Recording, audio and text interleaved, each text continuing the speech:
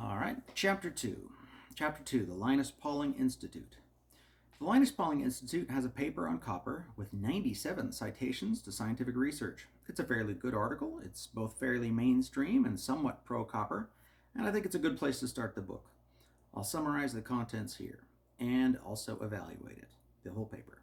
So copper is needed for energy production as a copper enzyme is needed to make ATP for the mitochondria in the cell. ATP gives the cells and body energy.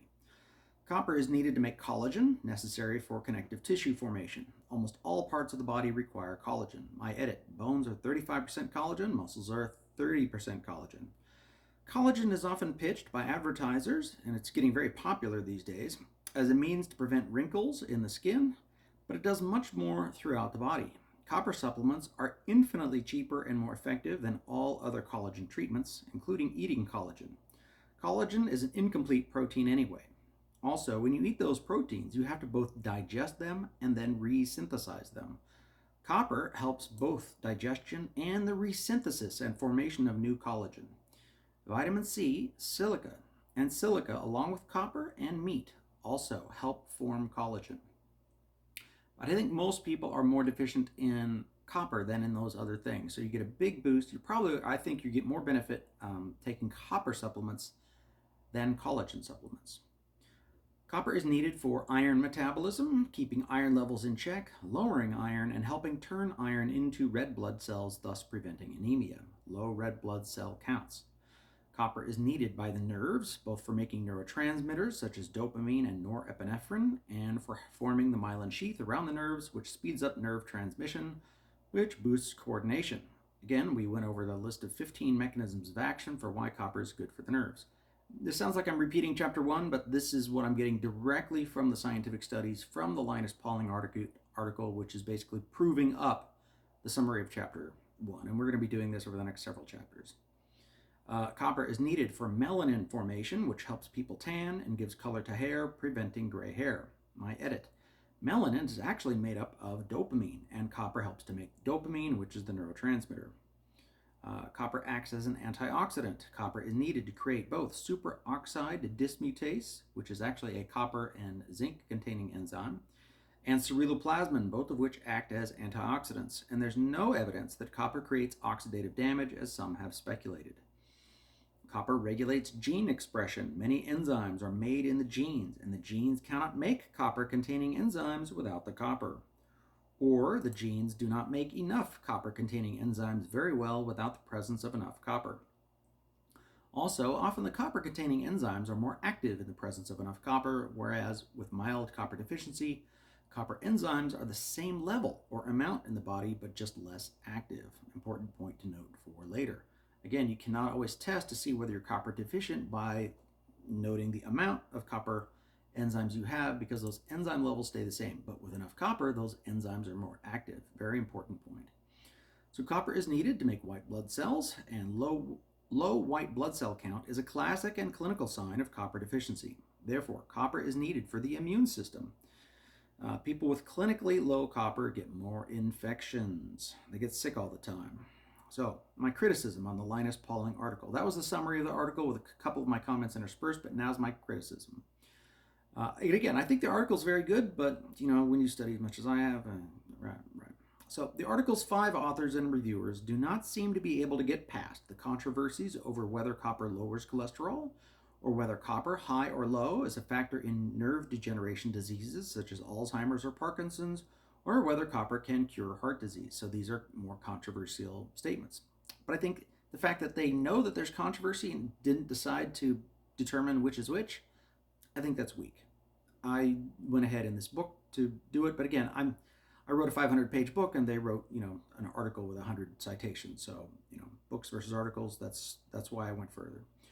The article fails to mention that copper increases hormone and thyroid production, and it fails to mention cancer entirely. The article also fails to mention fluoride entirely, but it does discuss the concept of copper toxicity in regards to copper found in tap water. But in the United States, 70% of tap water contains fluoride. So I think that's a bad omission.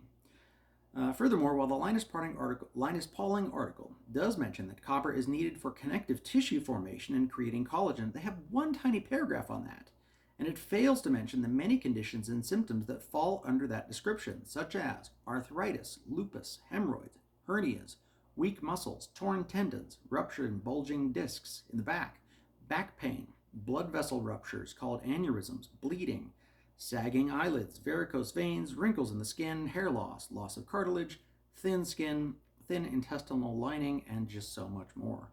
Collagen is a big subject, and I have one tiny paragraph.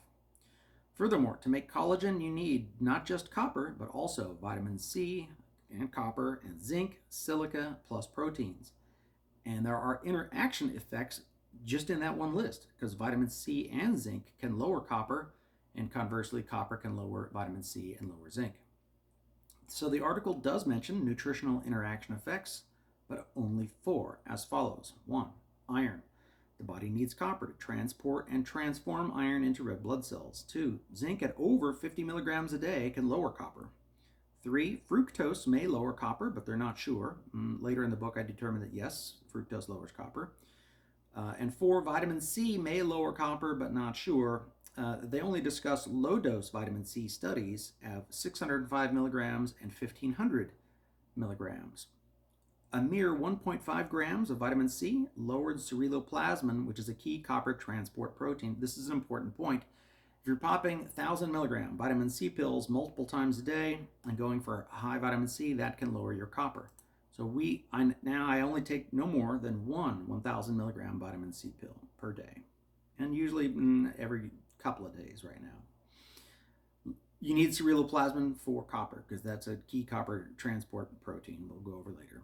Again, I have noted over 45 nutrients and drugs that lower copper and other activities, and several that boost it. They listed 4 interaction effects. In this book, I have 45 listed. The article mentions 2 intervention studies where they give people actual copper and see what happens. But these were at levels of 2.3 milligrams and 3 to 6 milligrams, and only short term, and very little happened. Other studies I know of suggest that even 6 milligrams of copper supplementation is not enough to correct a copper deficiency, so of course little will happen. Also, in the copper deficiency group, some people take as much as 30 milligrams of copper, and it still doesn't correct their copper deficiency, so I find that interesting. This article discusses copper as a possible cure for osteoporosis. Other articles have said that osteoporosis is a known factor in copper deficiency disease, and that copper is a known cure for osteoporosis. But I believe the article contains classic disinformation studies, as we will just go over next. So the first more optimistic study showed people taking calcium, 2.5 milligrams of copper, and trace minerals, they were able to prevent bone mineral density loss. But a second study showed that people taking calcium, 2 milligrams of copper, and 12 milligrams of zinc was ineffective. I think it's a classic trick to use not enough to be effective in a study and then slander the substance itself. And the Linus Pauling article then concludes, oh, well, we need to learn more. Well, absolutely they do. Quote a study that uses enough copper. As their article shows, zinc lowers copper. The second study also removed the trace minerals, which were also part of the original study's effectiveness. And then they used less copper, 2 milligrams instead of 2.5. I mean, as I understand it, copper, as indicated, helps the body make collagen, which forms the basis of the bone matrix. You just have to take enough to work, and with other things that also help it work, which are also known and identified, such as vitamin C, zinc, silica, protein, etc. Furthermore, there are many things that increase bone mineral density, and copper is only one of them.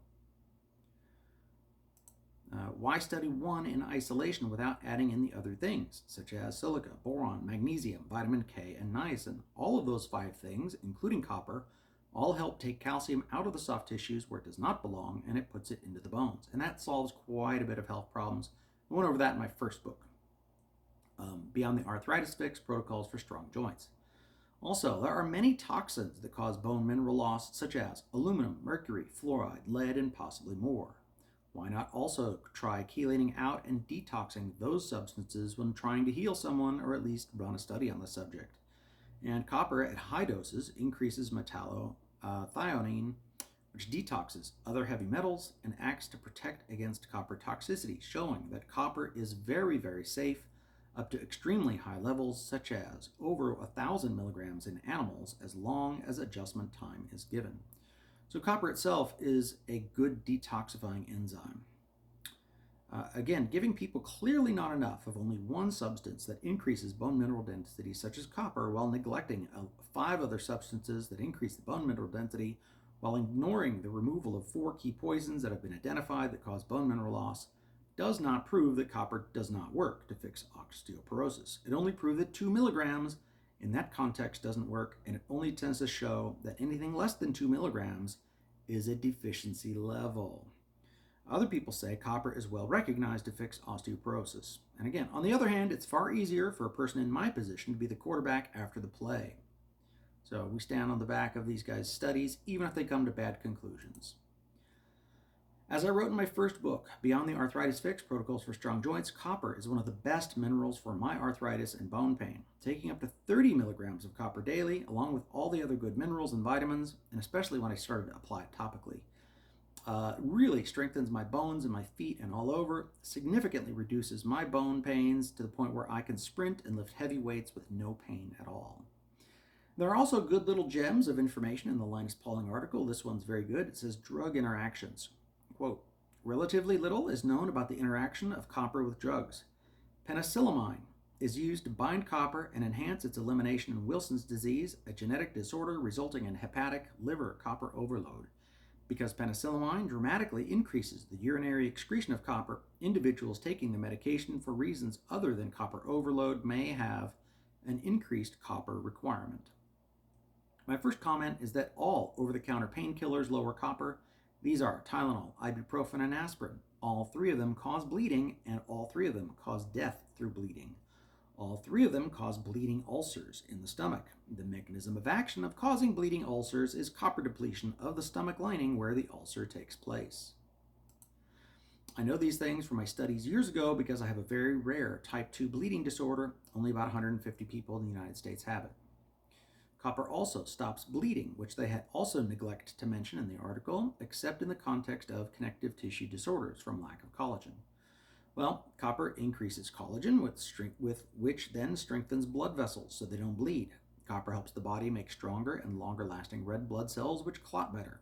Copper also increases good clotting factors while reducing that bad clotting factor 8. Cortisol also lowers copper, as do many other medications, most of which will cause bleeding or other copper deficiency symptoms. As you learn of copper deficiency symptoms, you will recognize that a lot of health problems are due to copper deficiency. About half of all psych drugs contain fluoride, which blocks copper and disrupts copper metabolism. About 20 to 30% of all medications contain fluoride. Some antibiotics contain fluoride. Now, getting back to the Linus Pauling comment, they acknowledge that penicillamine is used to deplete copper.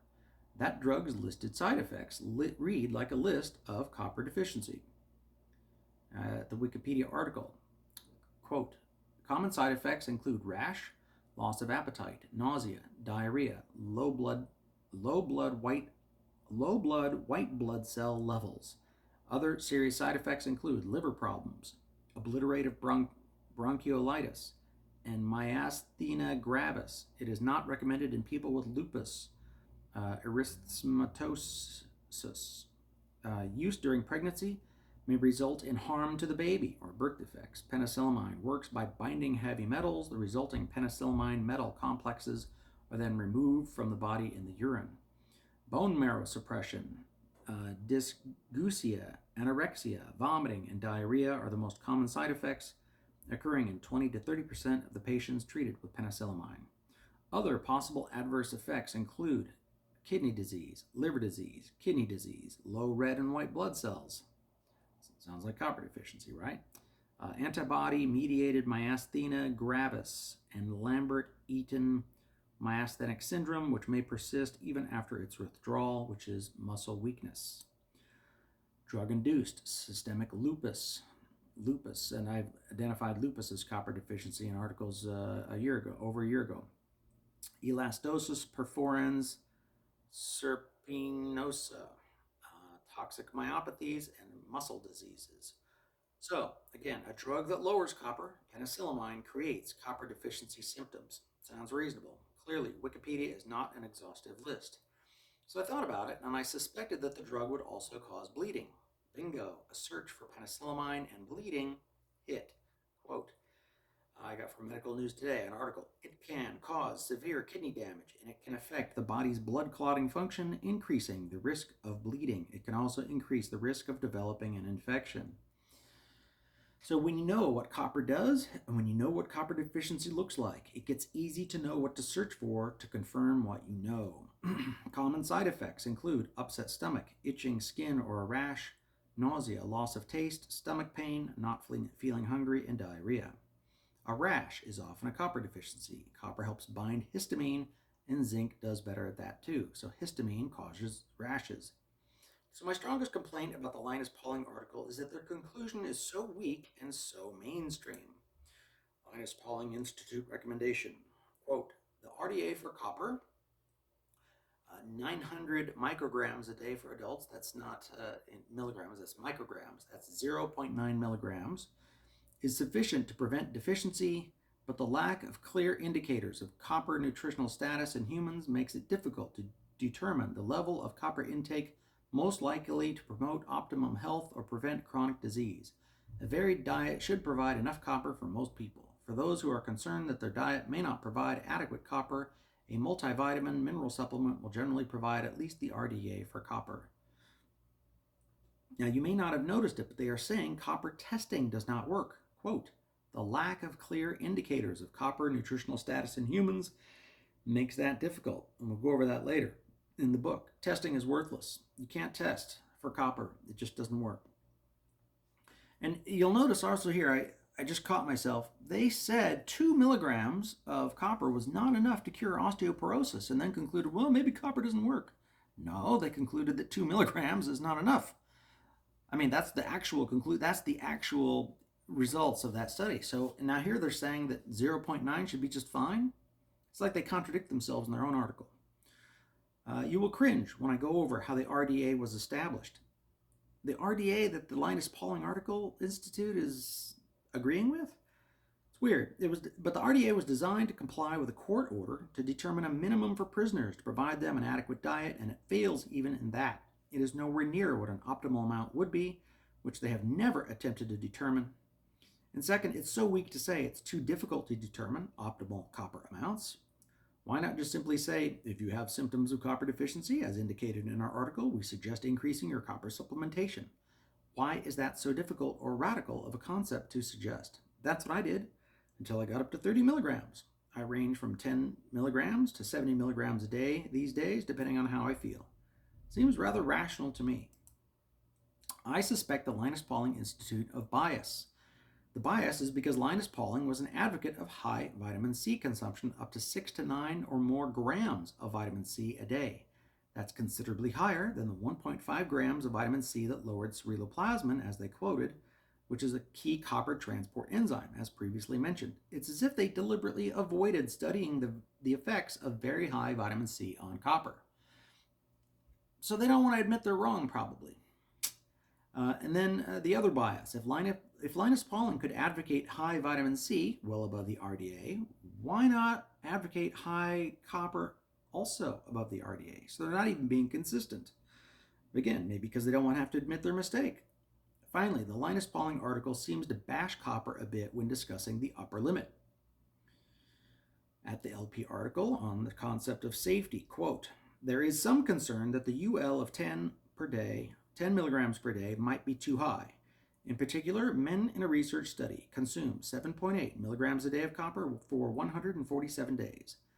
They accumulated copper during that time, and some indices of immune function and antioxidant status suggested that these functions were adversely affected by the high intakes of copper. However, another study did not report any adverse effects in individuals supplemented with 8 milligrams a day of copper for 6 months.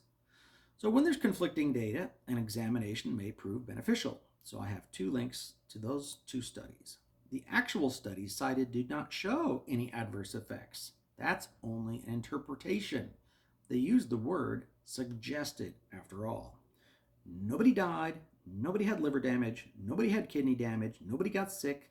There were no reports of nausea. There were no reports of being diagnosed as copper toxic. The immune function change was minor.